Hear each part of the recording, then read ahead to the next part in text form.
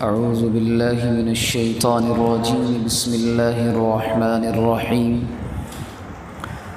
ولا تأكلوا أموالكم بينكم بالباطل وتدلوا بها إلى الحكام لتأكلوا فريقا من أموال الناس بالإثم وأنتم تعلمون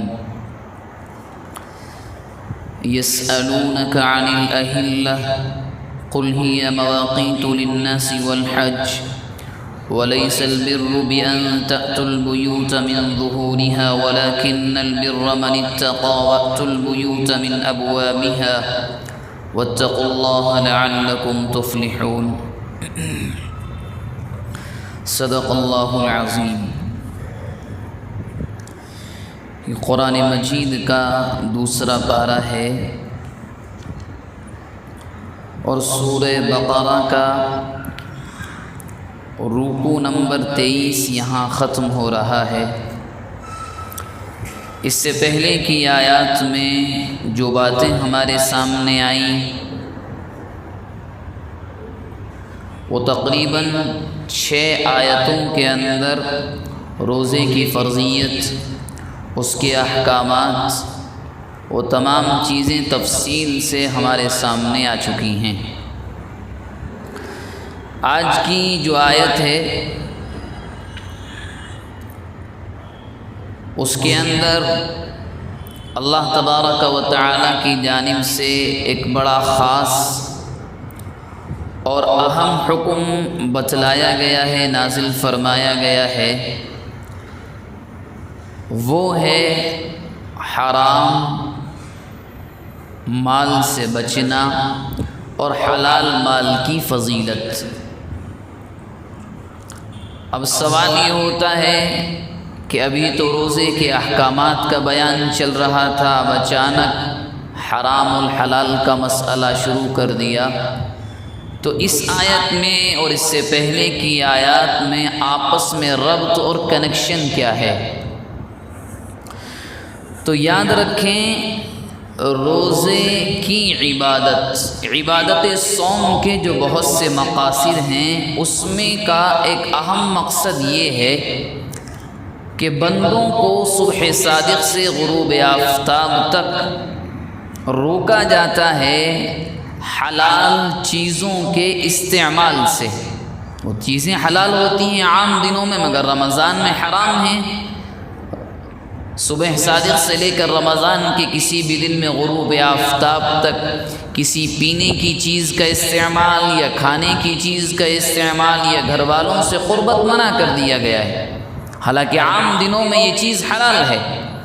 اب عبادت صوم سے، روزے کی عبادت سے دراصل مقصد یہ ہے کہ انسان کا جو نفس ہے وہ اس کو اس کی عادت پڑ جائے کہ تمہیں جب اللہ کا حکم ملے تب اس چیز سے رک جانا ہے۔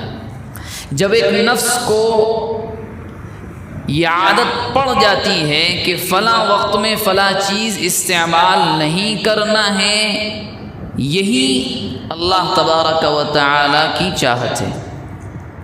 جب اللہ کی جانب سے عبادت، روزے کی جو عبادت ہے اس کو فرض کیا گیا، اب ایک اللہ کے بندے نے 30 دن روزے رکھے ہیں اور اس کا نفس اب مکمل ایسا ہے کہ وہ 1 مہینہ اس نے ایسا گزارا ہے کہ جو حلال چیزیں تھیں ان کا بھی استعمال نہیں کیا، تو یہ خود بخود اب ان چیزوں کے قریب بھی نہیں جائے گا جو ہمیشہ کے لیے حرام ہیں، کیونکہ نفس کو اس کی عادت پڑ چکی ہے، وہ اس کا عادی بن چکا ہے۔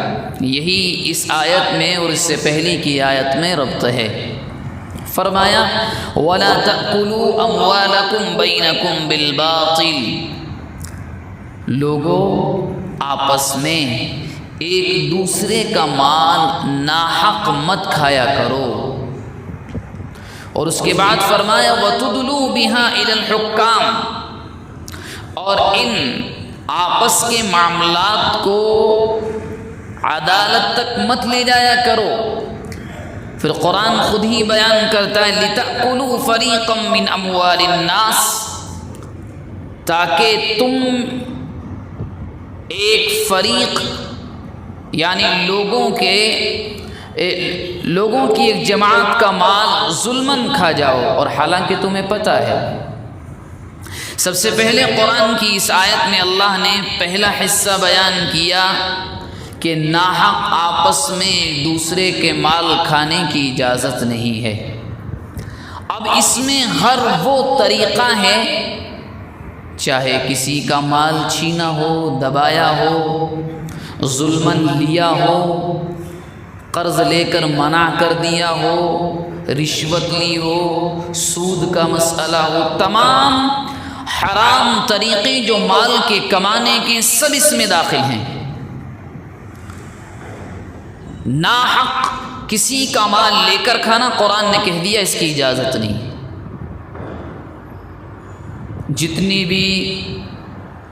جتنی طرح کی تجارت اور بزنس غلط طریقے پر جس میں مال کمایا جائے، قرآن نے کہا بالکل اجازت نہیں۔ 10 روپے کی چیز بازار میں جس کی قیمت عموماً 10 روپے ہوتی ہے، کوئی انسان اس کو 100 میں فروخت کرے، نفع کمائے، اجازت نہیں ہے، حرام ہے۔ بازار سے الگ ہٹ کر 1000 کی چیز کو 10,000 میں فروخت کرنا، یہ ناحق مال کمانا ہے، یہ ظلماً کمانا ہے۔ کسی کا کام آپ مفت میں کر سکتے ہیں، میں آپ، مگر پھر بھی کوئی نہ کوئی بہانہ بنا کر جھوٹ بول کر اس کے پاس سے پیسے وصول کر کے حاصل کرنا حرام ہے۔ ہر طریقہ ناحق ظلماً مال کمانے کا اس میں آ گیا۔ الفاظ جو قرآن نے کھانے کے استعمال کیے، مگر یہاں کھانے کا استعمال کر کے اشارہ ہے ہر طرح سے مال، چاہے وہ کھایا جائے، استعمال کیا جائے، حاصل کیا جائے، بالکل حرام ہے۔ اس کے بعد فرمایا وَتُدْلُوا بِهَا إِلَى الْحُكَّامِ۔ قرآن مجید کی جو آیات ہوتی ہیں، اور ان آیات کے بعض مرتبہ جو الفاظ ہوتے ہیں وہ ایسے ہوتے ہیں کہ انسان سوچ بھی نہیں سکتا کہ اللہ تبارک و تعالی کہاں بات کی ان آیات کے الفاظ سے کہاں اشارہ کر رہے ہیں۔ فرمایا کہ بعض مرتبہ ایسا ہوتا ہے، بھائی ہیں، آپس میں ایک مال پر جھگڑا ہو گیا، چاہے وہ کیش رقم ہو، کوئی سامان ہو، زمین کا کوئی ٹکڑا ہو۔ اب دونوں میں سے ایک کو یہ معلوم ہے کہ میں جو یہ دعویٰ کر رہا ہوں اس چیز پر، میرا دعویٰ غلط ہے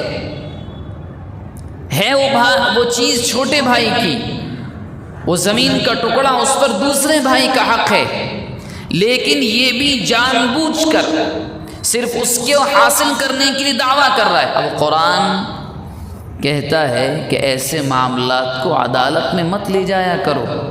کیوں؟ اس لیے کہ عدالت میں جو فیصلے ہوتے ہیں وہ ہوتے ہیں دلائل کی بنیاد پر، ثبوت کی بنیاد پر۔ ابھی آگے چل کر بات اور صاف ہوگی۔ اور فرمایا قرآن نے کہ اکثر ایسے معاملات میں جو معاملات حاکموں تک جاتے ہوں، عدالتوں تک جاتے ہوں فیصلے کے لیے، مقصد یہ ہوتا ہے کہ دوسرے کا مال ناجائز طور پر ہڑپ لیا جائے۔ لِتَأْكُلُوا فَرِيقًا مِّنْ أَمْوَالِ النَّاسِ بِالْإِثْمِ وَأَنْتُمْ تَعْلَمُونَ۔ حالانکہ دعویٰ کرنے والے کو یہ معلوم ہوتا ہے کہ میں جس چیز پر دعویٰ کر رہا ہوں وہ غلط ہے، وہ جانتا ہے۔ قرآن نے اسی کو بیان کیا۔ یہ آیت دراصل نازل ہوئی تھی جب مدینہ منورہ میں ایک واقعہ پیش آیا۔ 2 صحابی تھے، زمین کے ایک ٹکڑے پر ایک صحابی نے دعویٰ کیا، دوسرے اس کے مالک تھے، جیسے بھی رہے ہوں۔ جب انہوں نے دعویٰ کیا اور آپس میں معاملہ بڑھا تو معاملہ پہنچا نبی اکرم صلی اللہ علیہ وسلم کے پاس۔ جن صاحب نے شریعت میں اور آج کی ہمارے ملک کی عدالتوں میں 2 الفاظ بہت استعمال ہوتے ہیں، آپ نے سنے ہوں گے۔ ایک ہوتا ہے مدعی، دعویٰ کرنے والا، ایک ہوتا ہے مدعا علیہ۔ آج بھی عدالت کی یا جس کورٹ کی بھی جو کاغذات ہوتے ہیں اور جو کارروائیاں لکھی جاتی ہیں، جو ٹائپسٹ ہوتا ہے وہاں یہ الفاظ ابھی بھی استعمال ہوتے ہیں۔ دعویٰ جس نے کیا وہ مدعی، جس پر دعویٰ کیا گیا، جس کے خلاف وہ مدعا علیہ، یہ عربی کے الفاظ۔ اب اللہ کے نبی علیہ السلام نے جنہوں نے دعویٰ کیا تھا کہ میری یہ زمین ہے، ان سے کہا کہ ثبوت لاؤ، کیونکہ میں یا کوئی بھی یہ دنیا کی ہر عدالت کا اصول ہے، اگر کوئی بھی کسی چیز کا دعویٰ کرے عدالت ثبوت مانگتی، ہمارا اس زمین پر حق ثبوت لائیے، پروف دیجئے کیا ہے، دلیل پیش کریں۔ اگر شریعت میں دلیل نہیں ہوتی تو پھر جس کے خلاف دعویٰ کیا جاتا ہے اس سے کہا جاتا ہے حلف اٹھاؤ، یعنی قسم کھاؤ اللہ کے نام کی۔ اللہ کے نبی نے ان سے ثبوت مانگا، دعویٰ کرنے والوں سے، ان کے پاس ثبوت نہیں تھا۔ جن کے خلاف دعویٰ کیا ان سے کہا ثبوت نہیں ہے، اب آپ قسم کھائیں کہ زمین کا ٹکڑا آپ کا ہے۔ لیکن جب اللہ کے نبی نے ان سے کہا قسم کھانے کے لیے تو ان کو روکا اور ان کو قرآن کی ایک آیت سنائی۔ وہ آیت یہ تھی ان الذین یشترون بعہد اللہ وایمانہم ثمنا قلیلا، بے شک وہ لوگ جو اللہ کے عہد کو یشترون بیچ دیتے ہیں، ثمنا قلیلا چند ٹکوں میں۔ ان صحابی کو وہ آیت جب اللہ کے نبی نے سنائی، حقیقت اللہ کو معلوم، انہوں نے کہا اللہ کے نبی میں قسم نہیں کھاتا، انہوں نے دعویٰ کیا ہے، میں زمین ان کے حوالے کرتا ہوں۔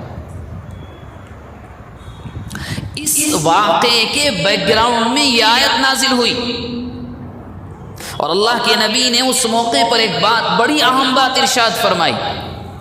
فرمایا تم لوگ میرے پاس کسی بھی معاملے کو لے کر آتے ہو،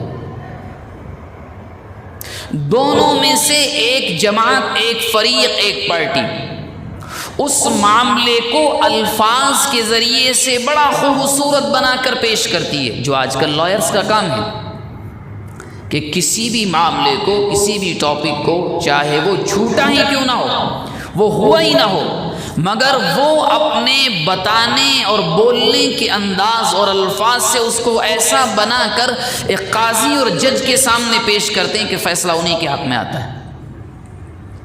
اللہ کے نبی فرماتے ہیں تم میرے پاس لے کر آتے ہو، اب جس کا حق نہیں ہے وہ دعویٰ کرتا ہے اور معاملے کو ایسا بنا کر پیش کرتا ہے کہ میں فیصلہ بھی، اللہ کے نبی کے الفاظ ہیں، میں فیصلہ بھی اسی کے حق میں کر دیتا ہوں جس کا مال بھی نہیں۔ کیوں؟ اللہ کے نبی عالم الغیب تو نہیں تھے؟ اللہ کے نبی نے خود فرمایا انما انا بشر مثلکم، میں تو انسانی ہوں تمہاری طرح۔ عالم الغیب تو صرف ہے کہ وہ اللہ رب العالمین کی ذات مبارک ہے جس کو ہر چیز کا علم ہے۔ تم ایک معاملے کو میرے پاس لاتے ہو جس کا حق نہیں ہوتا، وہ بڑا اچھا کر کے اس معاملے کو بیان کرتا ہے، میں اس کے حق میں فیصلہ بھی کر دیتا ہوں، وہ خوش ہو کر جاتا ہے، فیصلہ تو میرے حق میں ہو گیا۔ حالانکہ اس کا اس معاملے کو عدالت تک لے کر آنا، خوبصورت بنا کر پیش کرنا اور اس خوبصورتی معاملے کو اچھا بنا کر پیش کرنے کے ذریعے سے اس مال کو، زمین کے ٹکڑے کو حاصل کر لینا، وہ یہ سمجھتا ہے جائز ہے؟ نہیں، اللہ کے نبی نے فرمایا جو بھی اس نے اس فیصلے کے ذریعے سے حاصل کیا، قطعۃ من النار، جہنم کا ایک ٹکڑا ہے جو اس نے اپنے پیٹ میں بھرا ہے۔ یہاں سے ایک بات معلوم ہوئی، دو لوگوں کے درمیان کسی چیز پر جھگڑا ہے، ایک کو معلوم ہے میرا حق نہیں ہے، پھر بھی وہ دعویٰ کر رہا ہے، جعلی کاغذ بنا کر، فیک ڈاکیومنٹس بنا کر، عدالت اسی کے حق میں فیصلہ کرتی ہے۔ شریعت یہ کہتی ہے چاہے کتنے دلائل کے ذریعے سے فیصلہ ہو جائے مگر آخرت کے اعتبار سے جہنم کا ٹکڑا ہے۔ کسی قاضی یا جج کے فیصلے سے کوئی حلال حرام نہیں ہوتا اور کوئی حرام نہیں ہوتا، حلال نہیں ہوتا، جس کا حق ہے اس کا رہتا۔ ہاں یہ ٹھیک ہے کیونکہ دنیا یہ تو اسباب، دارالاسباب ہے، آپ جو ظاہر دکھائیں گے وہی لوگوں کو لگے گا، اور قاضی بھی انسان ہوتا ہے، کچھ بھی دکھا کر آپ نے پیش کر دیا، آپ کے حق میں فیصلہ آیا، لیکن اللہ تبارک و تعالیٰ تو اللہ علیم بذات الصدور، وہ تو دلوں کے حال سے واقف ہے۔ اللہ کے نبی نے یہاں تک فرمایا جس نے اپنے بھائی کی زمین کے ایک ذرا سے ٹکڑے پر قبضہ کر لیا اور وہ اسی حالت میں دنیا سے چلا گیا، زمین کا وہ ٹکڑا توق بنا کر کل قیامت کے دن اس کے گلے میں ڈالا جائے گا۔ اتنی خطرناک یہ احکامات اتنے نازک ہیں، حالانکہ لوگ بڑا آسان سمجھتے ہیں، نہیں حالانکہ دعویٰ کرنے والے کے دل، اس کے زمین کو یہ معلوم رہتا ہے کہ میں غلط کر رہا ہوں، میں غلط طریقے سے اس کو حاصل کر رہا ہوں، لیکن پھر بھی کرتے ہیں لوگ۔ تو قرآن نے فرمایا کرو، ہاں دنیا میں کر سکتے ہیں آپ، لیکن اللہ کے یہاں فیصلہ ہوگا اس پر جو تمہارے کتابچے میں جو اعمال کرامن کاتبین لکھ رہے ہیں، جو درج ہو رہا ہے اس کے اعتبار سے ہوگا۔ اور اسلام کے اندر تمام عبادتوں کی جو بنیاد ہے وہ حلال مال پر ہے۔ حضرت عبداللہ بن عمر رضی اللہ عنہما جو حضرت عمر کے بیٹے ہیں، فرمایا 4 عادتیں ایسی ہیں اگر وہ کسی کے اندر ہوں تو وہ انسان مکمل مومن بھی ہے، کامیاب بھی ہے۔ وہ اللہ کے نبی کا ارشاد نقل فرماتے ہیں، نمبر 1 سچ بولنا، دوسری کسی نے آپ کے پاس امانت رکھی ہے خیانت نہ کریں، جو آپ کے پاس جیسا رکھ رہا ہے ویسا اس کو واپس کریں، اور اس کے بعد ایک چیز ارشاد فرمائی، حلال مال کھانا کمانا۔ یہاں تک کہ قرآن مجید میں ایک جگہ ارشاد فرمایا عام لوگوں سے نہیں، اللہ تبارک و تعالی نے اپنے انبیاء سے فرمایا یا ایھا الرسل کلوا من الطیبات، پاکیزہ چیزوں سے کھاؤ، واعملوا صالحا، نیک اعمال کرو۔ اللہ والے اس کے ذیل میں فرماتے ہیں کہ اگر کسی انسان کی کمائی حرام ہے، مکمل بھی حرام نہیں ہے، 1% ہی حرام مال اس کے پیٹ میں جا رہا ہے، تو یہ ناممکن ہے کہ اس سے اچھے اعمال صادر ہو جائیں، ہو ہی نہیں سکتا۔ قرآن نے کہہ دیا حلال کھائیں گے تو خود بخود اچھے اعمال انسان کرے گا، سچ بولے گا، نمازیں پڑھے گا، پڑوسیوں کو نہیں ستائے گا، دوسرے کے مال کو نہیں دبائے گا۔ وَاعْمَلُوا صَالِحًا، نیک اعمال ایک مسلمان اسی وقت کر سکتا ہے جب حلال اس کے پیٹ میں جائے۔ اور اللہ کے نبی نے ایک جگہ تو یہاں تک ارشاد فرمایا، ایک بندہ حرام کماتا ہے، حرام کھاتا ہے اور اللہ سے دعائیں کرتا ہے، یا رب یا رب یا رب، یہ پریشانی وہ پریشانی، اس کی دعائیں اللہ نہیں سنتا، اور بندہ سمجھتا ہے میں کتنی نمازیں پڑھتا ہوں، پہلی صف میں رہتا ہوں، کتنی قرآن کی تلاوت کرتا ہوں، لیکن اس کی عبادتیں قبول نہیں ہوتی۔ کیوں؟ اس لیے کہ حلق سے جو لقمہ پیٹ میں گیا ہے وہ جائز نہیں ہے، ناجائز ہے، وہ حرام کا ہے۔ اور اللہ کے نبی نے ایک جگہ یہاں تک فرمایا اگر کوئی حرام کا لقمہ کسی کے پیٹ میں جاتا ہے تو 40 دن تک اس کی کوئی عبادت قبول نہیں ہوتی۔ ایک لقمہ، پورے کھانے کی بات نہیں، پانی کا ایک گھونٹ بھی اگر حلق سے نیچے گیا نہیں جا سکتا، قبول نہیں ہو سکتا۔ اس کی ایک آسان مثال پیش کروں، بعض جگہ کرنٹ یعنی بجلی کی چوری ہوتی ہے، لوگ کرتے ہیں خوب دھڑلے سے اپنے کا، چاہے نہ بتائیں مگر ہوتا ہے، فیکٹریوں میں، دکانوں میں، کاروبار کسی بھی ذریعے سے۔ اب اس میں کیا ہوگا، اگر کسی گھر میں حرام یعنی چوری کا کرنٹ استعمال ہوا، اس کا اثر کہاں تک جائے گا؟ ایک بار سوچیں، فریج اس سے چل رہا ہے، پانی کا ٹھنڈا ہونا، دودھ کا صحیح سالم رہنا، پھلوں کا وہاں رکھنا، یہ کیا ہوگا؟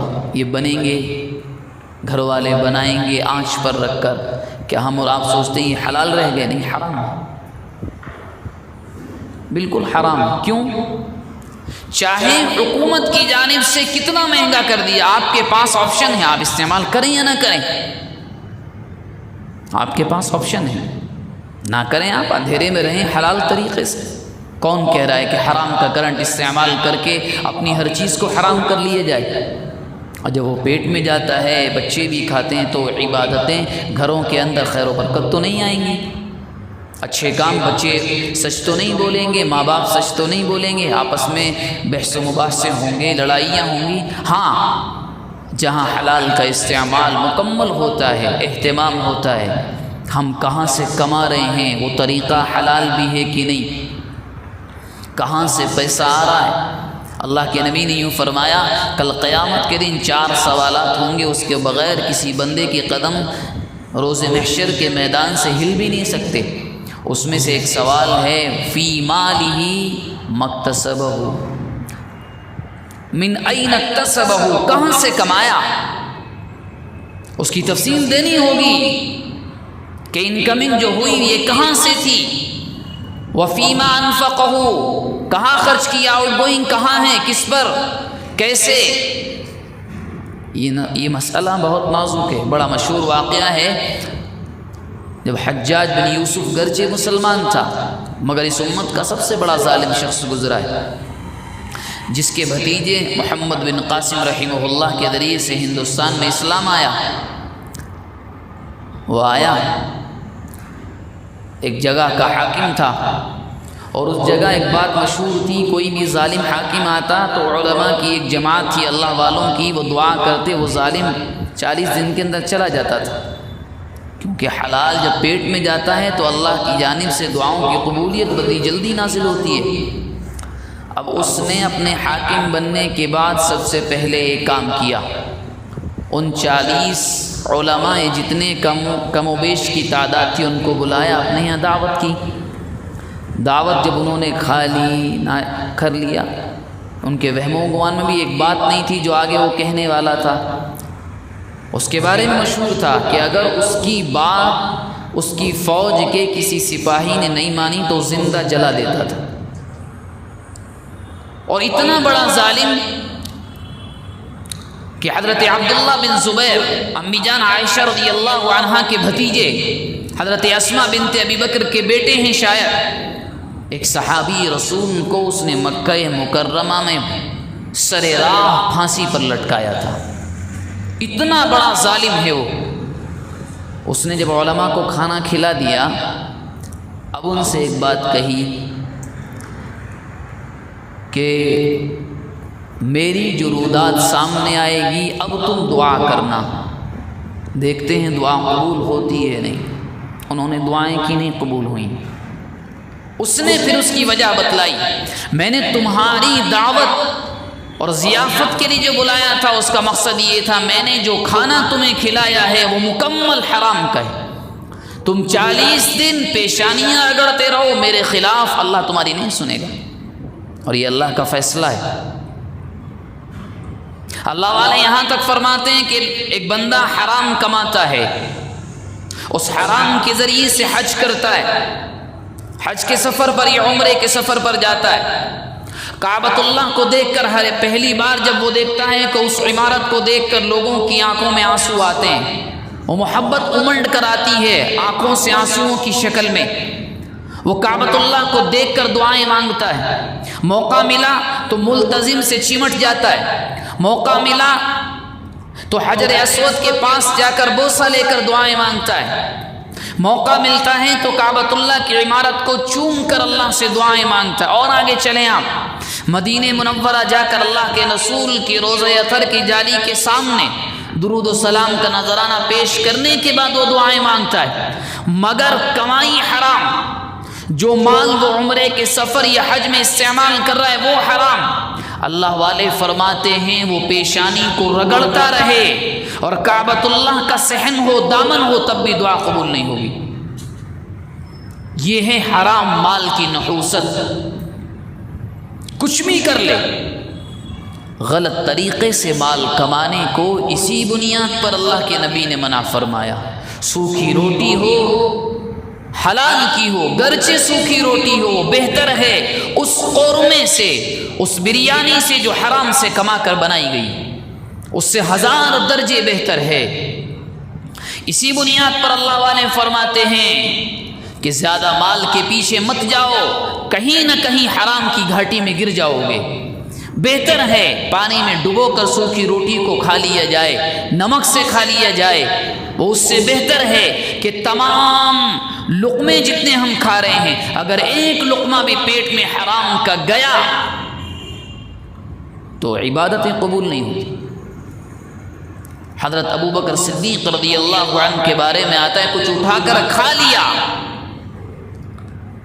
معلوم نہیں تھا وہ کیسا ہے، ابھی یہ بھی معلوم نہیں ہے کہ آیا صحیح ہے یا غلط، صرف شک کی بنیاد پر پورے دن ہاتھ ڈال کر قے کرتے رہے، کہیں ایسا تو نہیں ابو بکر تیرے پیٹ میں حرام کا لقمہ چلا گیا ہو۔ اور اس طرح کے واقعات سینکڑوں ہیں، صحابہ کے سینکڑوں واقعات ہیں، ان کو اگر شک ہو جاتا قے کرتے رہتے تھے اور 2 3 دن تک نہیں کھاتے تھے، اس لیے کہ جو کھایا ہے اس میں شک ہے، اس کا اثر معدے سے بالکل ختم ہو جائے، صاف ہو جائے معدہ، اس کے بعد کچھ کھائیں گے حلال کا۔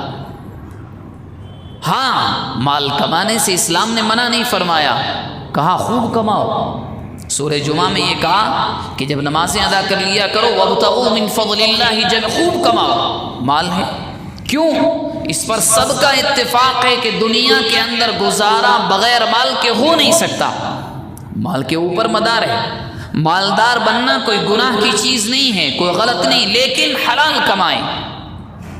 اور حلال تاجر کے لیے تو اللہ کے نبی نے یہاں تک فرمایا کل قیامت کے دن ان کے اور انبیاء کے درمیان صرف 1 درجے کا فاصلہ ہوگا، مشک کے ٹیلوں پر حلال کمانے والے تاجر ہوں گے کل قیامت کے دن، صدیقین کے ساتھ ان کو بٹھایا جائے گا۔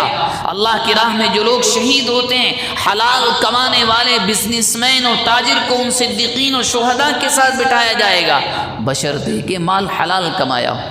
اور قیامت کے دن کے بارے میں تو ابھی میں نے آپ سے عرض کیا، کوئی کیسا بھی ہو، یہ 4 سوال تو ہونے ضروری ہیں، جن میں سے ایک یہ ہے کہ مال فی مالہ من این اکتسبہ، یہ مال تم نے کمایا کہاں سے تھا، اس کا جواب دو۔ تو اس آیت کے اندر یہی کہا گیا، نمبر 1 ناجائز طور پر آپس میں ایک دوسرے کا مال ناحق مت کھاؤ۔ تم جانتے ہو کہ میں دعویٰ جس چیز کے لیے کر رہا ہوں یہ غلط ہے، ایسی چیزوں کو عدالت تک مت لے کے جاؤ۔ تم نے دعویٰ کیا، اچھے لائر کو کر لیا آج کی زبان میں اگر ہم آپ سے کہیں، اور اس لائر نے آپ کو وہ ناجائز حق دلوا بھی دیا، قاضی نے فیصلہ ظاہری دلائل کو دیکھ کر بھی دیا ہے، وہ مال تمہارا ہو جائے گا۔ لیکن اللہ کا نبی فرما رہا ہے کل قیامت کے دن کے لیے تم نے وہ ٹکڑا، جہنم کا ٹکڑا اپنے گلے میں ڈال لیا ہے، جس کا حساب کل قیامت کے دن آپ کو یا میں ہو یا کوئی بھی ہو دینا ہوگا۔ خیر، اللہ تبارک و تعالی جو باتیں اس آیت کے ذیل میں ہمارے سامنے آئیں ان پر عمل کرنے کی توفیق مرحمت فرمائے۔